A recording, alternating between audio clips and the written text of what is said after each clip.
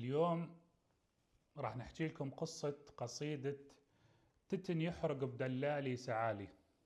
هاي يا جماعة الخير كان بو ديرة، ومعروف بنظام العشاير انه كل ديرة يحكمها شيخ، وهذا الشيخ عنده صبيب قهوة والشيخ عنده بنت مزيونة. فكان هذا صبيب القهوة يريد بنت الشيخ وبنت الشيخ تريده. فيوم من الايام تواعدم يلتقون بيت الشيخ بمكان اسمه النقرة. هذا المكان هو صاير بزاوية بيت الشيخ مخصص لصناعة القهوة. المهم صار الليل بعد ما راحت الضيوف اللي كانت عند الشيخ وفضت السهرة والشيخ نام. جت البنت بنت الشيخ لعند صبيب القهوة على مكان النقرة، فصبيب القهوة لفها بالفروة ونسم حالهم ونامم للصبح. طلعت الشمس ومعروف انه عند العشاير قهوة الصباح ببيت الشيخ، فصارت الناس تجي. الشيخ فاق، البيت تعبى زلم. الشيخ من شاف صبيب القهوة نايم دشروا على نومته. الناس صارت تقول له يا فلان قوم، ايش بلاك علامك نايم؟ ما يرد. من ضمن هالناس اللي كانت مجتمعة ببيت الشيخ ابو خوي لصبيب القهوة. فصبيب القهوة من جوا الفروة رفع الفروة شوي وجت عينه بعين رفيجه، فقال هذا البيت تتن يحرق بدلالي سعالي، غريب وما حدا من اهلي سعالي.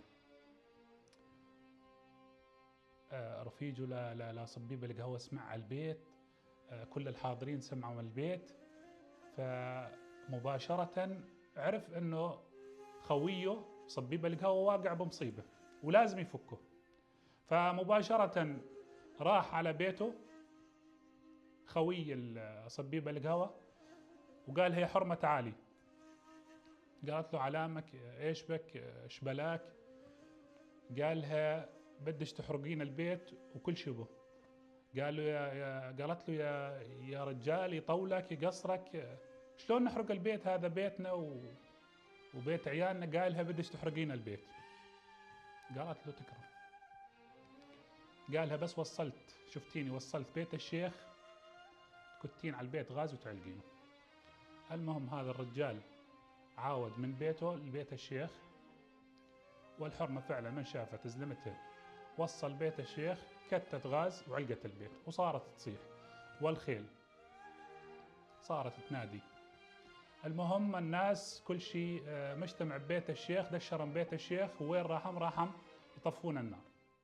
هنا ما ظل حد ببيت الشيخ غير صبيب القهوة وبنت الشيخ. فقالها لبنت الشيخ صبيب القهوة صار امان وما ظل حدا، روحي لبيتك. راحت للبيت، الناس طفت مكان الحريق، وبعد ما طفته رجعوا على بيت الشيخ. فلقم صبيب القهوة قاعد عند النقرة عند مكان القهوة. فاجى لعنده الشيخ فقال له انت قلت بيت قصيدة وما كفيته. فرد عليه صبيب القهوة فقال له يا شيخ راحت. قال له لا، بدك تقولها وبدك تكفيها. فصبيب القهوة قال هالقصيدة: تتن يحرق بدلالي سعالي، غريب وما حدا من اهلي سعالي، خويي يلي اعزن له سعالي، حرق بيته كرمال يستر علي. وهاي قصيدة تتن يحرق بدلالي سعالي. وسلامتكم.